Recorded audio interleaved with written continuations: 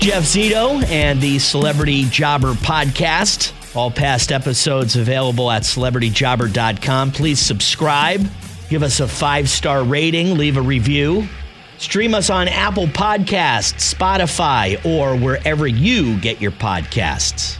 You can check out our new YouTube channel, which is youtube.com/the@celebrityjobber. Comedian Lewis Black had a completely different occupation before stand-up comedy became his thing. We'll talk about that, his big break, his first job, and what are you talking about on the road these days, Lewis? I'm going to be talking about how wonderful things are and how great it is that we can get together. We're all living in the same reality now, and so isn't that nice? I'm going to talk about the fact that we basically, if we don't decide on what reality is, so, they talk about, democracy and not having democracy. Forget it. We don't have a reality, jackasses. Okay? That's really important. That's what you learn when you take LSD, all right? You have to know what reality is, and we don't. We can't agree on it. So I talk about that. I talk about the fact I talk about my parents and what it's like when to live with folks who live to be that age.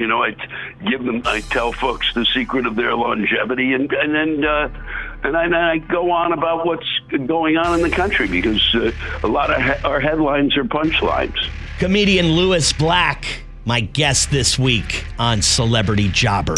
The Celebrity Jobber podcast with Jeff Zito. If you like what you hear, please subscribe, give a 5-star rating, and leave a review. Check out all our past episodes on Apple Podcasts, Spotify, or wherever you pod.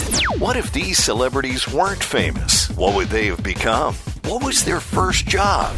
We're about to find out. Hey, Lewis. Hey. How are you? Every day more joyous than the last.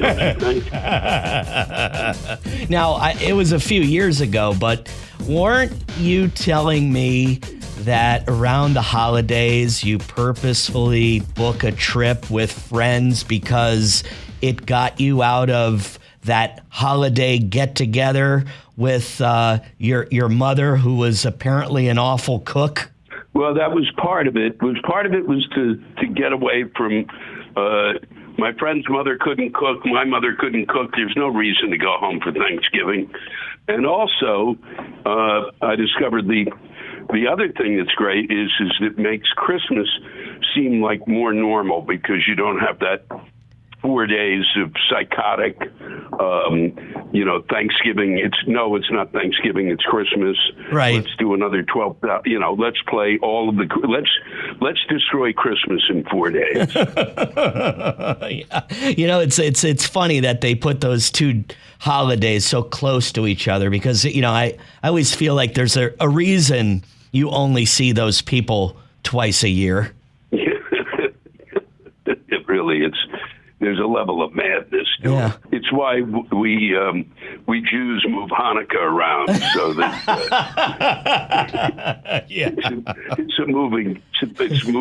it makes things a little bit better. Yeah, like a floating holiday. Yeah. Remember when it was? So that's good. So tell me, Lewis, you grew up outside of D.C., correct? Yeah. And Silver Spring, Maryland. Yeah. Silver Spring, Maryland. Can you tell me about Silver Spring, Maryland? How was that town growing up when you were younger? It was actually great, because it was the beginning of the suburbs, so it hadn't really, there was still farmland around there. We had places we could play football and stuff. We had it was kind of it was that thing. It was great to grow up there. Why? Because we had a middle class. Right. Right. And I realized that people get upset because Biden talks about that a lot, but it's kind of really important. I'm just going to tell people, I never worried about what other people had, because everybody was middle class. Right. And there were a few people who had a lot, and they were hiding out. I don't know where they were. Do you think being so close to D.C. growing up in an area, close in proximity to Washington, D.C. got you interested in politics? It got me interested in politics and interest and realizing I was never going to get involved in them. Right. Right. It was a great place in terms of being brought up in terms of that, because you really get a sense of. I think that's part of the problem in the country is for all these people yelling and screaming about the government and all of that. They've never been to Washington, right? So they have no idea. Right. That there's actually a history to all of this, and it's kind of extraordinary, and it's really nice. And but you really learn quickly as a kid what level of jackasses we elect to go to this place that's so nice. You really need to elect people who know what they're doing. Right. Tell me about your mom and your dad. What did they do for jobs growing up in Silver Springs, Maryland? Well, my mother had taught for a bit, and then she couldn't deal with the bureaucracy, so she ended up substitute teaching, which made her kind of a moving target. So she didn't have to deal with. She substituted at the school I went to. Oh no! Nuts. Oh yeah. Oh yeah. But she was so sarcastic that it never got in the way, because it would basically they come out of class and say, "You won't believe what your mother just told this kid." I mean, it was stuff like if the reason the kid go, "Why should I learn this?" And my mother said, "Because when you graduate in 2 years and you don't go to college and you're at the Sears down the street, look it up, those of you don't remember, and you're pumping gas into my car. don't I don't want to have to stand here and say I told you so." Right. And my father, he designed sea mines. Oh, wow. Which are kind of a protective weapon, to protect harbors. And then when we mined Haiphong Harbor, we started using it as an offensive weapon, and he couldn't abide that. And because that's why he was doing it, because it was defensive. So he retired at like the age of 63 or 64 and began to make stained glass. And then became a painter. And if you want to see the last special I did, my father's one of his paintings is the backdrop. Oh, really? Oh, very cool. Yeah. And what's really even cooler is on my website, lewisblack.com, we sell 2 T-shirts with my father's designs. We call them, well, they're designs. They're not, because we moved the painting to the T-shirt. Right. And they're great, and all the money, except what it costs to pay the folks who were helping us out at the website. All the money, all the profit goes to charity. So, Lewis, your parents are very bright people, very educated people. Was there ever a point when you said to them, "Hey, Mom, Dad, I'm thinking about becoming an actor or a stand-up comedian"? Were they supportive, or did they say, "Lewis, come on"? Did they discourage you? No, my father's the one who got me into theater. So it was, and he was supportive, because he really, I said, he's the one who created The Junkie. I'm going to see these plays with him, and then became kind of really interested in theater, and then wanted to write plays. My mother, however, was like, if you're not going to be a doctor, get into health insurance. That's where the money's going to be. She's smart. She's not. She's smart. Right. An incredible gene pool too. Both of your parents lived to be over 100 years old. This has got to. Yeah. You're just a child, really, in the sense. Yeah, it's hard to explain to people what it's like when your parents grow to be over 100 years old. But to give you an idea of it is, I had to actually have a discussion with my mother. Was telling me when I should take Social Security. Okay, that'll give you an idea. A 7-year-old should not be talking to his mom about that. Tell me about college. Where did you want to go to college? Where did you end up going to college? And what was your major? I initially wanted to go to a bunch of schools. Like, there was, I really didn't understand what I was going to school for initially, but I applied to all these places, and then I ended up not getting into any of them. And so I went to the University of Maryland for a year, and then transferred to the University of North Carolina. And I knew at that point, if I'd known earlier, once I kind of didn't get into the schools that I wanted to go to, like Brown and Amherst, Williams, all of those kind of places, because I'd done pretty good in school.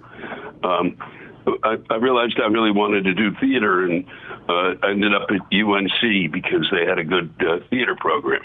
So what was your idea when you were in college, you're majoring in theater? What were you thinking you were going to do when you got out? Well, if I had any real common sense, I would have thought about killing myself, considering you really make nothing at it. Really, what I thought I'd end up doing is teaching, that I would end up teaching and writing plays. Oh, wow. Okay. And, I mean, I kind of, because I liked it. I liked it enough to want to talk about it, and I wanted to write. And so that was really what was the direction. And then I had a play that I wrote when I was young, when I was in school. I wrote one play that opened. I wrote a musical with a friend of mine that opened. Was the first play performed at George Washington University, at a new theater there. It opened the theater. And then the next year, I wrote a play with a bunch of students that was hugely successful. And then I was hooked, and I got into drama school at Yale. When did stand-up and comedy enter your life? As soon as I turned on actually, it entered my life when my parents had nobody knows. It's Nichols and Mike Nichols and Elaine May. They had an album by them, and then I started tracking comics on the Ed Sullivan Show. And whenever I could see a comic, I'd watch a comic. I didn't think I'd do it. I was just fascinated by what they were doing, and I liked laughing. And my friends were very funny, so I kind of started doing it as a way in which I could get my writing out there. Oh, okay. But I never thought of it as like it was going to be a career, because I really thought I was going to be in theater. Wow. What was your first... And I did theater till I was 40. Wow, okay. What was your first job?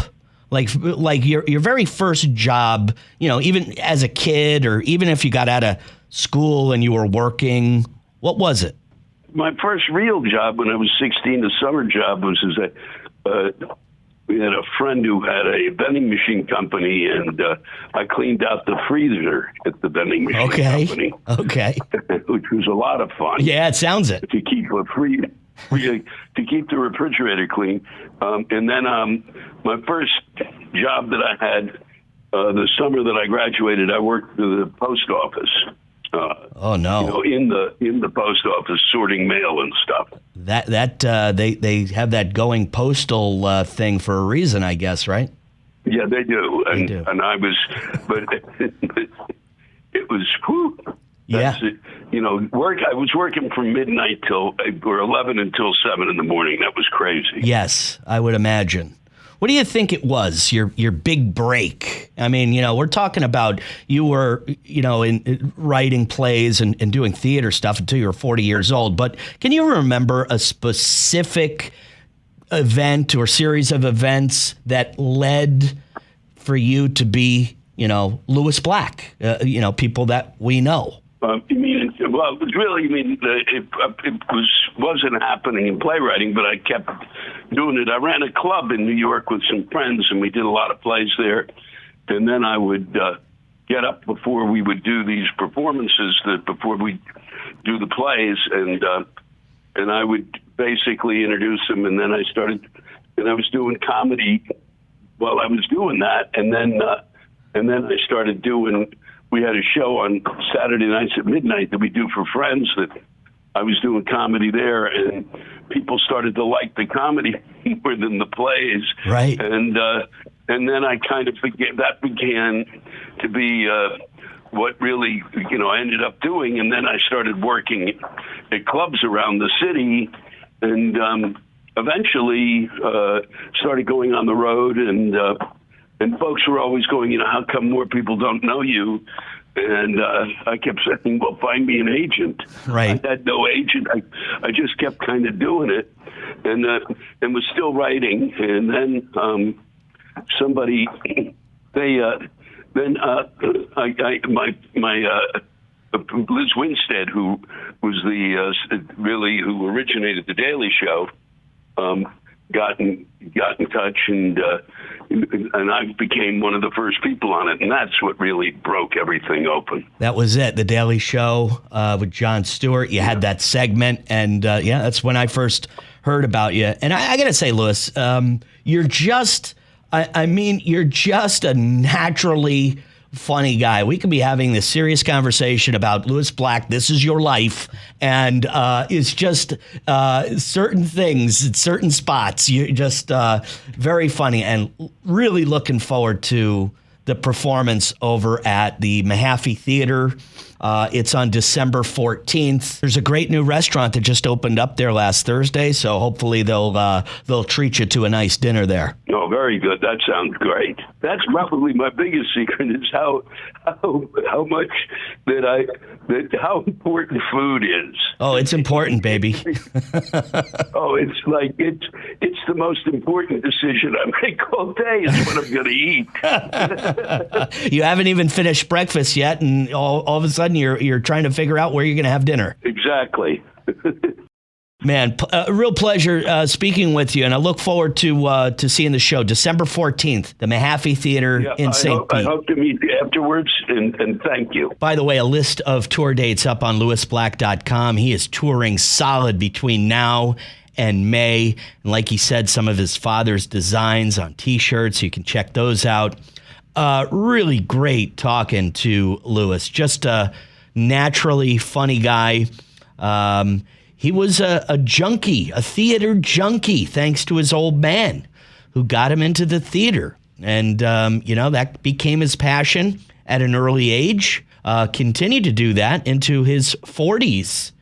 Comedy didn't come until much later. Talked about his big break, which was getting that segment on The Daily Show with Jon Stewart. And his first job, his friend owned a vending machine company. He cleaned out the freezers. And then after college, he went to work at a post office. Good thing that didn't last long, because I don't think Louis Black has the temperament to be working for the United States Postal Service.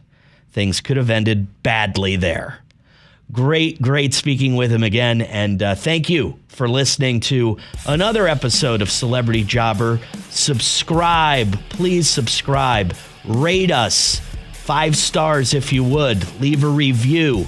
You can stream us on every podcast platform, Apple Podcasts, Spotify, wherever you pod. Past episodes on celebrityjobber.com and our YouTube page, youtube.com/@celebrityjobber. Who knows, if Louis Black didn't make it in comedy, you might have heard him on the news going postal. Probably not. Just a joke, folks. Thanks again for listening, and we'll see you next week. I'm Jeff Zito.